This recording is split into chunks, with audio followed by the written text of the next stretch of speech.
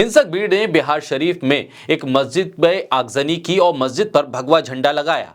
नालंदा बिहार शरीफ में इफ्तार के वक्त रामनवमी का जुलूस यहां से निकाला जा रहा था, तभी यहां पर हंगामा खड़ा हो गया। मस्जिदों पर पथराव हुआ। मुररपुर की मस्जिद को भीड़ ने आग के हवाले कर दिया। यहां पर लोगों का यह भी बताना है कि मुसलमानों की दुकानों और उनके घरों पर चुन चुन कर निशाना लगाकर आग लगाई गई। बंगाल में हिंसा की चिंगारी भड़कने के बाद बिहार और पड़ोसी राज्य झारखंड में भी हिंसा भड़क उठी। झारखंड के जमशेदपुर के जुगसालाई इलाके में तनावपूर्ण स्थिति बन गई। बिहार के सासाराम और नालंदा में भी हालात तनावपूर्ण हैं।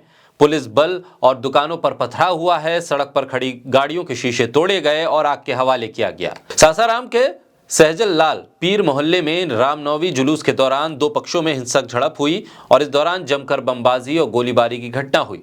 इसमें एक व्यक्ति को गोली लग गई। कई पुलिस वाले भी घायल हुए। वहीं नालंदा के कई इलाकों में जुलूस के दौरान भारी उपद्रव देखने को मिला।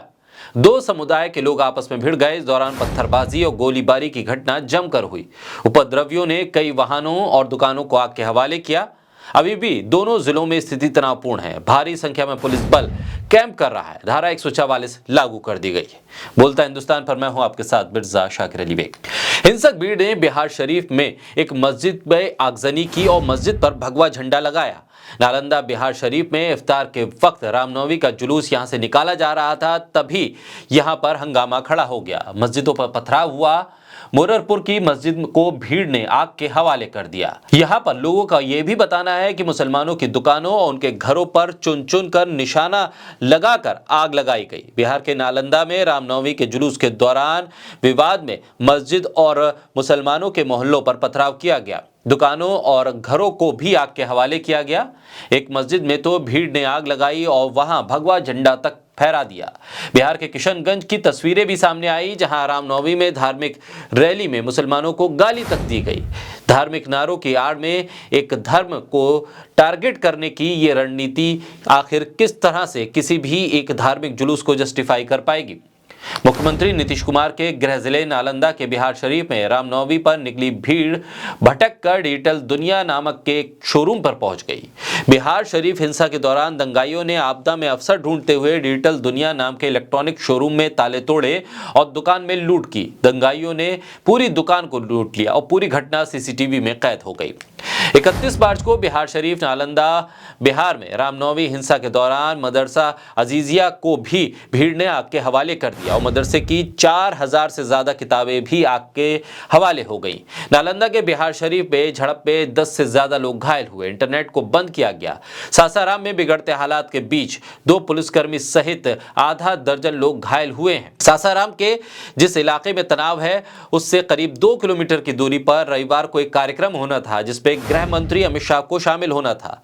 सम्राट अशोक जयंती समारोह को लेकर बीजेपी ने जगह जगह पोस्टर भी लगा दिए थे, लेकिन अब गृह मंत्री का यह दौरा रुक गया है। यही नहीं, बिहार से लगे झारखंड तक पे हिंसा की आग पहुंची। जमशेदपुर के जुगसलाई इलाके में कुछ लोगों ने रामनवमी जुलूस निकालने का विरोध किया, जिसके बाद हालात बिगड़े। जुलूस को रोकने से गुस्साए लोग बाटा चौक पे इकट्ठा हुए, हनुमान चालीसा का पाठ करने लगे। रेलवे फाटक के ऊपर रेलवे ब्रिज को जाम कर दिया। जमकर भड़काऊ नारेबाजी हुई। मुसलमानों को टारगेट करते हुए नारेबाजी की गई। भीड़ ने सड़क पर टायर जलाए, पुलिस की गाड़ियों को तोड़ा। हिंसा की घटनाएं बढ़ी और मौके पर भारी पुलिस बल को पहुंचना पड़ा। जमशेदपुर के एसपी और डीएम समेत तमाम अधिकारी देर रात तक मौके पर मौजूद रहे। हालात को संभाला गया।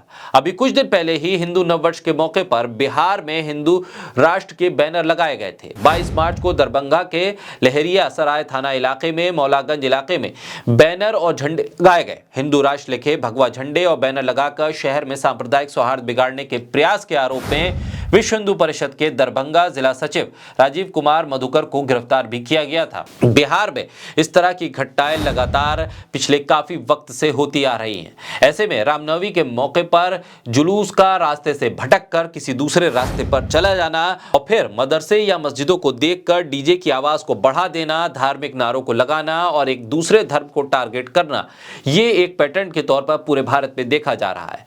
ऐसे में हिंसा करने वालों, उन्हें उकसाने वाले और फिर इस पूरी हिंसक भीड़ के पीछे जो आयोजक हैं उन तक पुलिस को पहुंचना होगा, ताकि इस तरह की घटनाएं दोबारा देश के भीतर ना हो सकें।